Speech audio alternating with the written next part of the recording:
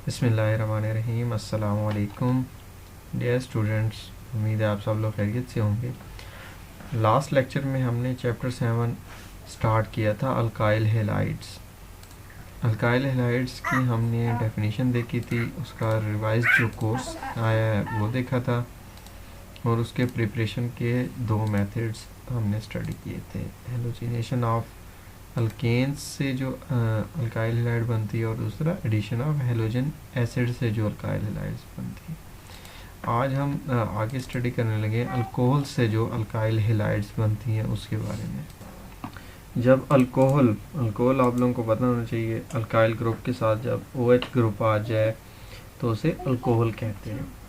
जब अल्कोहल और halogen acids कौन से हैं? हाइड्रोजन के साथ कोई भी फ्लोरीन, क्लोरीन, ब्रोमीन, आयोडीन, एसिटीन कोई भी हेलोजन आ जाए तो उसे हेलोजन एसिड कहते हैं। हेलोजन एसिड्स का जब अल्कोहल के साथ रिएक्शन कराते हैं तो फिर हमारी अल्काइल हैलाइड प्लस वाटर बनता है। रिएक्शन ये किस तरह होता है? इस रिएक्शन में ये जो हाइड्रोजन है और ये जो OH है, ये दोनों आपस में बॉन्ड बना के H2O बना लेते हैं और ये R और X आपस में बॉन्ड बना लेते हैं। अल्काइल और हेलोजन ग्रुप RX आपस में बॉन्ड बना लेते हैं, H2O सेपरेट हो जाता है। ठीक है, नीचे उसने एक और एग्जांपल दी है, इसी को एलेबोरेट करके हाइड्रोजन ब्रोमाइड हमारा हेलोजन एसिड लिया है। क्या हुआ है? सेम ऊपर वाले रिएक्शन की तरह ही ये H2O सेपरेट हो गया है और ब्रोमीन जो है इस कार्बन के साथ अटैच हो गई है। ठीक है, इसका नाम क्या होगा? 2 कार्बन की चेन है तो इथाइल ब्रोमाइड प्लस वाटर। इसमें जो ऑर्डर ऑफ रिएक्टिविटी होता है वो पिछले ऑर्डर ऑफ रिएक्टिविटी की तरह ही होता है। Hydrogen iodide is more reactive than hydrogen bromide than hydrogen chloride. Alcohols की जो ऑर्डर ऑफ रिएक्टिविटी होता है वो टर्शरी अल्कोहल ज़्यादा रिएक्टिव होते हैं सेकेंडरी अल्कोहल से, सेकेंडरी अल्कोहल ज़्यादा रिएक्टिव होते हैं प्राइमरी अल्कोहल से। अब ये टर्शरी, सेकेंडरी, प्राइमरी अल्कोहल की हम पहले भी पढ़ चुके हैं।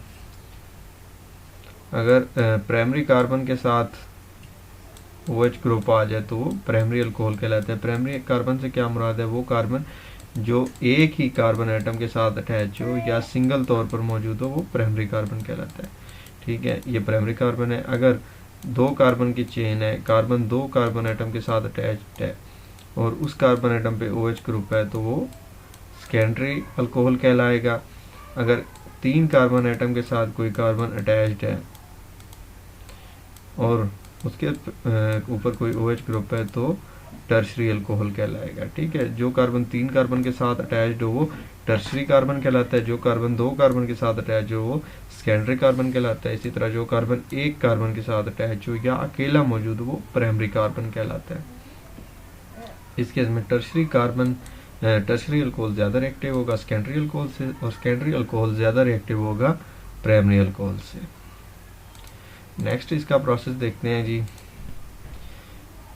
नेक्स्ट जो इसका मेथड ऑफ प्रिपरेशन है वो इनऑर्गेनिक एसिड हैलाइड से। इनऑर्गेनिक एसिड हैलाइड यहाँ पे हमने जो लिया है वो PbR3 है। क्या हुआ है? 3 हमने अल्कोहल लिए है, OH अल्कोहल, क्योंकि प्रिपेयर हम अल्कोहल से ही कर रहे हैं ना। अल्कोहल में पहले हमने देखा था कि हम हेलोजन एसिड ऐड करते हैं तो फिर भी हमारी अल्काइल हैलाइड बनती है और इनऑर्गेनिक एसिड ऐड करते हैं तब भी हमारी अल्काइल हैलाइड बनती है। तो ये जो फास्फोरस ट्राइब्रोमाइड है, इसका नाम क्या होगा? Phosphorus BR3 tribromide. Phosphorus tribromide का जब हम अल्कोहल के साथ रिएक्शन करेंगे, अब यहाँ पे ये देखें जो हाइड्रोजन है और जो ऑक्सीजन है ये 3 इनकी तादाद में है। H3O3, ये H3PO3 बन जाएगा, ये सेपरेट हो गया। बाकी BR3 था जो पिछले रिएक्शन में हम करके गए हैं, वो इस कार्बन के साथ अटैच हो जाएगा BR की शक्ल में।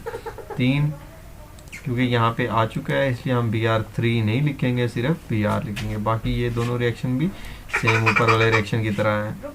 नेक्स्ट हम देखते हैं जी। अब दूसरा जो मेथड है हमारा वो है silver salt of carboxylic acid से हम किस तरह से अल्काइल हैलाइड बना सकते हैं।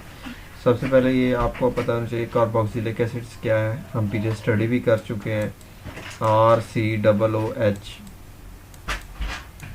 इसको कार्बोक्सिलिक एसिड का नाम दिया गया है। ठीक है, ये इसकी स्ट्रक्चर है। अगर हाइड्रोजन की जगह पे सिल्वर, कॉपर, कोई भी मेटल आ जाए तो उसे हम सिल्वर साल्ट या कॉपर साल्ट, जो भी चीज़ यहाँ पे होगी उसी हिसाब से उसका नाम होगा। अब यहाँ पे Ag है तो silver salt of carboxylic acid होगा। ब्रोमीन के साथ, हेलोजन के साथ इसका रिएक्शन है कार्बन टेट्राक्लोराइड की मौजूदगी में, तो क्या होगा, अब ये जो सिल्वर है ये एक ब्रोमीन Br2 है ना, 2 ब्रोमीन यहाँ पे मौजूद है, तो एक ब्रोमीन जो है ना वो सिल्वर के साथ सिल्वर ब्रोमाइड बना लेगी, CO2 बनेगा, कार्बन डाइऑक्साइड, ये CO2 अलग हो जाएगा और बाकी एक यहाँ पे अब R बच गया और एक ब्रोमीन बच गया है। ये एक ब्रोमीन और सिल्वर आपस में बॉन्ड बना के सिल्वर ब्रोमाइड बना चुके हैं। ठीक है, तो इस शक्ल में हमारी अल्काइल हैलाइड बन जाएगी। दूसरा रिएक्शन भी इसी तरह से है, सिर्फ R की जगह पे इन्होंने अल्काइल ग्रुप लिया है, इथाइल ग्रुप लिया है और दूसरा ब्रोमीन को सेपरेट करके दिखाया है। तो इसमें भी ऊपर वाले रिएक्शन की तरह ये CO2 बनेगा, CO2 की शक्ल में अलग हो जाएगा। इसके अलावा जो ब्रोमीन है वो सिल्वर ब्रोमाइड की शक्ल में Br और ये Ag ये आपस में बॉन्ड बना लेंगे। बाकी ये जो ब्रोमीन है ये इस कार्बन के साथ अटैच होके अल्काइल ब्रोमाइड बनाएगी। इसका नाम क्या होगा, 2 कार्बन है तो इथाइल ब्रोमाइड। ठीक है, इसके अलावा नेक्स्ट देखते हैं जी method of preparation by halide exchange. Halide exchange मतलब हैलोजन को एक्सचेंज करके। अगर आपने इथाइल ब्रोमाइड की जगह पे इथाइल आयोडाइड बनाना है तो ये मेथड वैलिड होगा। मतलब ये है कि हैलोजन अगर आपने रिप्लेस करना है, आपको ब्रोमाइड की जगह पे आयोडाइड, फ्लोराइड या कोई और हैलोजन चाहिए, तो उस केस में आपने सोडियम आयोडाइड, सोडियम ब्रोमाइड को रिप्लेस कराना है। एंड यहाँ पे अब ये आई जो है आयोडीन रिप्लेस हो जाएगी ब्रोमीन के साथ, ब्रोमीन की जगह आयोडीन आ जाएगी और आयोडीन की जगह पे ब्रोमीन, ये आपस में एक्सचेंज हो जाएगा इस केस में। ठीक है जी, आज के लिए इतना ही। नेक्स्ट लेक्चर में फिर हम नेक्स्ट इसकी प्रिपरेशन की मेथड देखेंगे। अल्लाह हाफिज़।